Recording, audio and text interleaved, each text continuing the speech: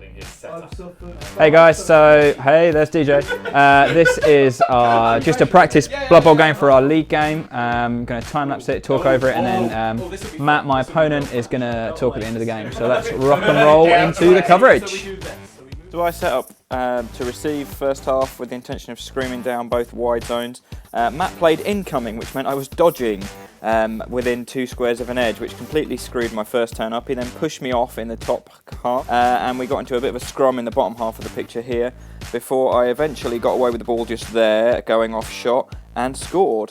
So Matt then had 4 or 5 turns to try and drive back into my end zone with the ball.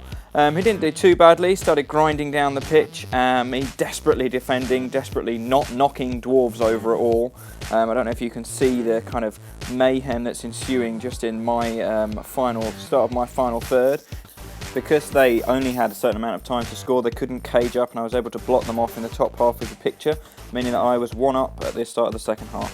So the weather changed to pouring rain, meaning that on your right, Matt failed to pick up the ball, and I jumped in and grabbed it, swooping around with a catcher and a blitzer, who then got stomped on. The ball bounced in my favour towards his end zone, and I then proceeded to use some of my players to basically fall over trying to get it to his end zone. Worked with varying success. You can see that no one's holding it just there at the moment, but we got to the stage where Matt wasn't going to have enough turns left to score, so we ended the game. This is a very irritating game.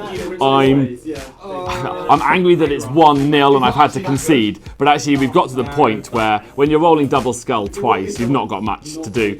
If you look at the game in the picture, you'll be able to see that what should have been a massively decisive combat in my favour to give me a chance of equalising has actually turned into a complete disaster.